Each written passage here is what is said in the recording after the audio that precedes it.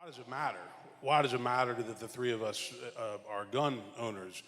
Because we have to get away from this mindset that it's just one radical leftist group trying to do gun control. There are many people that are gun owners, hunters, who want to see sensible reform. And so those are the people that have to speak out and say, I'm a gun owner, but I don't like the way things are going. I don't like how easy it is to obtain these guns, how you don't have to have a background check, how you can have an open carry. I mean, we have to talk about that and again, continue to break down the stigmas that it's just all people on the left that are pushing for that, because it's simply not true. And I think we have to put that out there, that there are Republicans and there are hunters and there are conservatives that would like to see sensible measures taken, and so they got to talk about it. Gotcha. Read them real quick. I'll go quick. I'll read each one. First, enact extreme risk protection orders. I can't even say extreme risk protection order, but everybody in this room and everybody listening has got to be able to say it and know what it means. It is like a red flag law, and there are a little bit of differences in there, but the reason it's important, it's the #1 issue that's going to come before our state legislature in 3 months, on August 27th or whenever it is. You've got to know it if you're going to influence and change our 3% of the American people today support that, and that is our job. So remember that one. You got to know it. #2. Implement child access prevention and safe storage laws. Safe storage laws of the violent crime in Nashville, Tennessee this year, most of it occurs out of guns stolen from cars. Pretty interesting. And right now, you can keep a gun in your car, and the law basically says that. Well, if that's what the law is going to say, how can you safely, do you lock your car or not? The safe storage at home, and Dr. Jahanger mentioned it, for the school shootings themselves, these guns are coming from home, from shooters that are underage, however you define that today. Right now, if you talk to most people in Tennessee, and we did a poll here in Nashville itself, most people do not keep their guns locked up at home. Next. Expand background checks to all firearms purchases. It just makes sense today. You get a background check. If somebody is a felon before, well, in Tennessee, we do not have universal background checks today. The private gun shows themselves, there is no background check done whatsoever in Tennessee. Well, there are probably reasons for that. It's probably impossible to do. No, it's not impossible to do. Don't hold me exactly to the figure, but between 15 and 19 states have universal background checks. And the data shows that if you do a background check today, that you will diminish the amount of violence used with guns today. We do not have a universal background check. Most gun owners in Tennessee did not have a background check. Next. Lastly, require firearms safety courses for ownership. Well, this goes back to the hunters, and if you talk to the hunters in Tennessee today, they require a gun safety program to get your hunting license in Tennessee.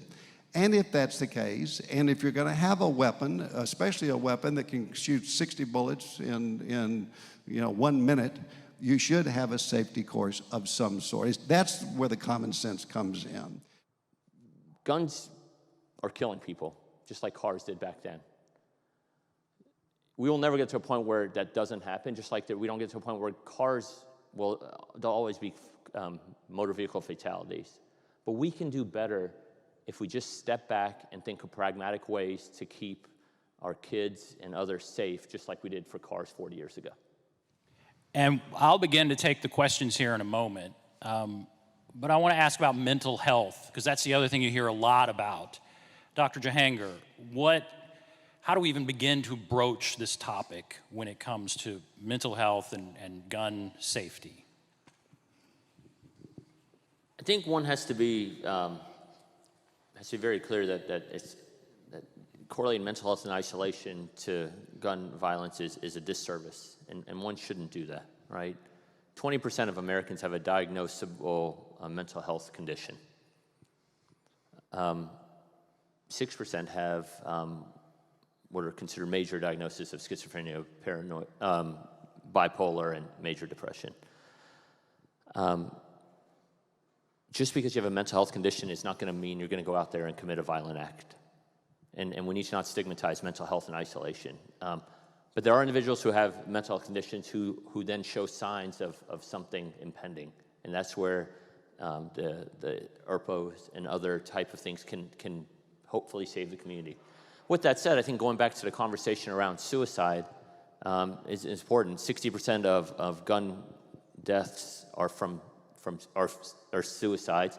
50% of suicides are committed by guns. And as Clay said, 85% success rate if you attempt suicide by gun. If you attempt by overdose, it's 3%. And the reason that matters is over 90% of people never go on to commit again. So We hear a lot about the Second Amendment. Why does our life, liberty, and pursuit of happiness not stand at the top of gun safety discussions? I think that's a really important question. I don't know exactly who asked it or why, but third graders deserve to go to school and then come home.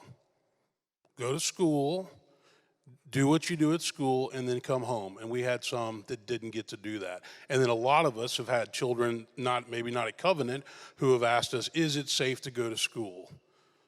Well, of course it is, but this is what I saw on the news. So why would they think it's safe to go to school? So life, liberty, and the pursuit of happiness, I mean, third graders deserve to go to school and then come home. And so it is infringing on people's ability to live a life of life, liberty, and the pursuit of happiness. Now's the time to act. So I just ask you to do one thing. First of all, figure out who your state representative is, and tonight or tomorrow, write them. And if I can get 20% of you to do that, it'll be success. Do the same thing, and you use the same words for your state senator. They're going to be dealing with this issue right now in the next 2.5 months. And then they won't forget it, but for the most part, it won't be on the agenda again for a while. And then I ask you to do the same thing with the governor. Go to the website and basically say, Governor, this is the way I feel. And just do that tomorrow. And if you do that tomorrow, at least for me, knowing how our democracy works, knowing how representative government works, it'll have a great impact. That'll be a simple thing. Next 24 hours, write those 3 people.